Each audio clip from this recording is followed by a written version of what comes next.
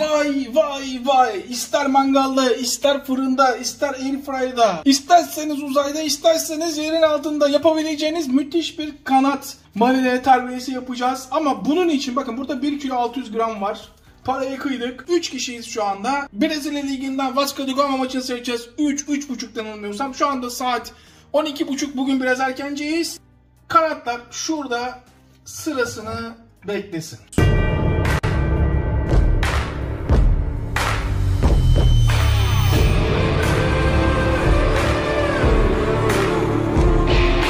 Yoğurtla başlıyoruz. Şöyle 1, 2, 3, 4 yemek kaşığı ev yapımı yoğurt. Domates salçası hemen şöyle yarım yemek kaşığı domates salçası. Bu arada Hatay domates salçası. Evdeki, marketteki her türlü domates salçasını kullanabilirsiniz. Yalnız itiraz istemiyorum. Yok efendim Koray, ben o malzemeyi beğenmiyorum, bu malzemeyi beğenmiyorum, yok. Birden fazla terbiye, marine şekli var. Bir de bunu kullanın. Bakalım beğenecek misiniz, beğenmeyecek misiniz? Mutlaka bir yarım limon. En az yarım limon. İşte bu. Hardal. Koray, hardal sevmiyorum. Katmasam olmaz mı? Olmaz. Şöyle. Bir yemek kaşığı hardal. Hangi marka? Bu marka. Bu marka beni bulsun. Ali Koç bana reklam vermek için markayı sattı ama marka benden kurtulamadı. Evet, şaka bir yana bu marka aroma olarak, lezzet olarak terbiyeleri ve mezelerinize çok yakışır. Hemen baharatlar. Şöyle 1 çay kaşığı tuz. Yarım çay kaşığı karabiber. Baskın olsun karabiber. Kırmızı toz biber. 1 çay kaşığı. Hatta 1,5 yapalım. Mutlaka ama mutlaka köri. Koray, ben köri sevmiyorum. Yok efendim, kullanmayacağım. Kesinlikle kabul etmiyorum. Fakat köri baskın bir karaktere sahiptir. O yüzden çay kaşığının 4'te 1'i kadar köri. Eğer benim gibi fırında kullanacaksanız kekik. Ama yok, fırında kullanmayacaksanız kekik kullanmıyorsunuz. 1 tatlı kaşığı kekik fırın için. Eğer ki mangalda yapıyorsanız, döküm tavada yapıyorsanız kekik kullanmıyorsunuz. Kırmızı pul biber 1 çay kaşığı. Fakat bunu da eğer ki fırında yapıyorsanız kullanıyorsunuz, mangalda yapıyorsanız, döküm tavada yapıyorsunuz kullanmıyorsunuz. Neden? Çünkü bunlar yapraklı baharatlar. Yapraklı baharatlar yanar. Zeytinyağımız yok mu? Var. Fazlasıyla var. Ama burada sıvı yağ. İlla zeytinyağı kullanacağım diyenler kendi bilir. 1, 2, 3, 4 yemek kaşığı sıvı yağ. Salla, salla, salla, salla. Hop, düşeş. Ulan yine maçta kaybediyoruz. Patlat. Patlattıktan sonra iyice patlattığına emin ol ve içine. Ve artık sadece karıştır. Ama bütün hepsi içine girsin. En ufak pütür kalmasın. Karıştır, karıştır, karıştır. Bakın iyice birbirine girdi, görüyor musunuz? Diyelim ki size burası tatmin etmedi, biraz daha zeytinyağı koyabilirsiniz. Tatmin etmedi, biraz daha yoğurt koyabilirsiniz. Ben göstermek için yapıyorum sadece.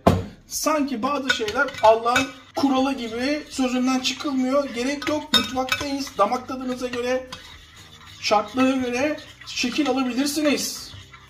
Bakın karıştırdıktan sonra, iyice karıştırdıktan sonra görüyor musunuz? Su gibi oldu. Devam.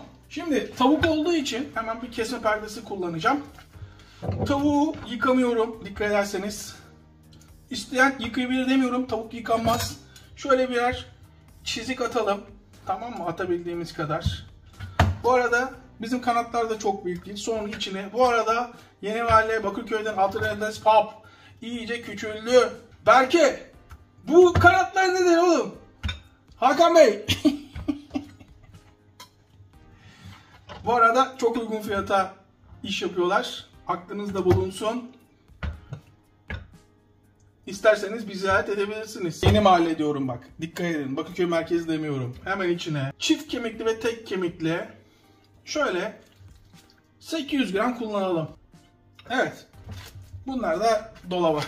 Kesme perdesinin görevi bu kadar. Eğer ki tavuğu yıkarsanız her tarafı görünmeyen bakterilerle kaplarsınız. Tavuk yıkanmaz. İlla yıkamak istiyorsanız bir leğenin içinde tavuğu suya batırıp çıkarın. Öbür türlü olmaz bir kere olur, inanılmaz rahatsızlanırsınız. Eldiven takarken zorlananlar için bir taktik göstereceğim. Baş parmağınızı geçiriyorsunuz, tamam mı? Bak.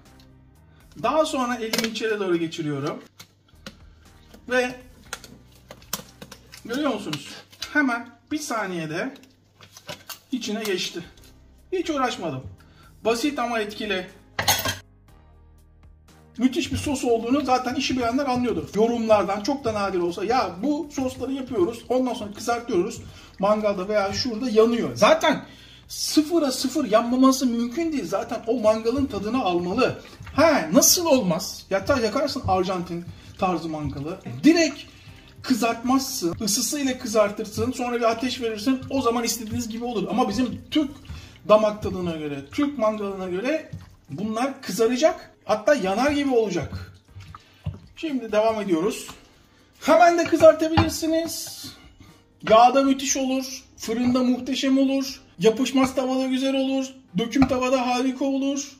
Mangalda müthiş olur. Ama ben maça daha 2 saatten fazla var. O yüzden bir 2 saat bekleteceğim. En az bir 2 saat bekleteyim. Bütün sosu çeksin. Çok daha lezzetli olsun. Bu hemen dolaba. Evet. 2 saat sonra beraber açalım. Mis gibi kokuyor. Mis gibi kokmasının nedeni hardal. Yağlı kağıt kullanacağım. Rahat etmek için. Şöyle şeklimizi verelim. Evet, işte bu. Daha sonra tavukları hemen dizelim. Hiç patates hiçbir şey kullanmayacağım. Zaten mezelerimiz var. Tavuk, meze bu işi götüreceğiz. Dikkat ediyor musunuz?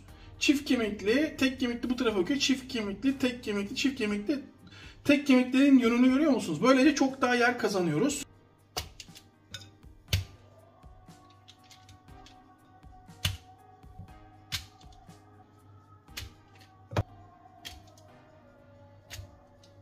(2, 4, 6, 8, 9, 11, 13, 15, 18, 20, 22, 24, 26, 28. Adam başı 7 kanat yeterli olabilir. 2 kişiysek adam başı 14 kanat. O da olur. Hatta birine eksik mi? Evet. Nasıl oldu? Bana sorarsanız tablo gibi. Evet. Artık bu fırına.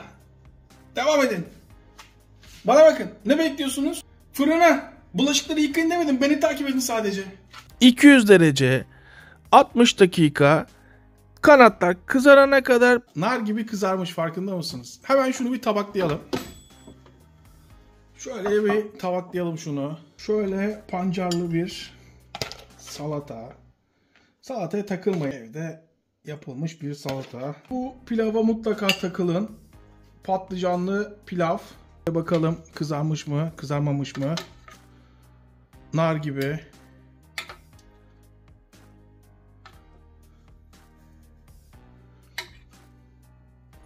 İşte bu. Nasıl gözüküyor? Bana sorarsanız tablo gibi. Michelangelo, Da Vinci, Picasso. Ayak kalkın, Ali Koç. Evet. Artık şunun tadına bakalım mı? Ama ilk başta aklınızdan hangisi diye geçiyor? Eminim ki şu geçiyordur. Ya da bu mu geçiyor acaba? Şu da çok şık duruyor. Şöyle bir bakalım.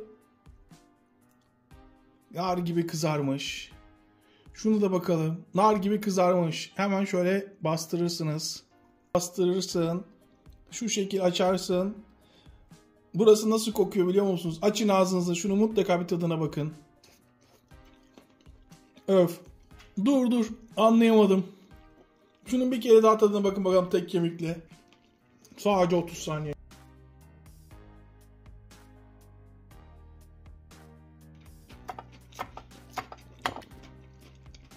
Sadece mutlaka bu tarifi deneyin diyorum. Şunun kızarmasına bakar mısınız? Bir ısırık ve sonuç. Evet, izleyip abone olmayan vicdansızlar, sizi unuttum zannetmeyin. Hiçbir zaman hiç unutmayacağım.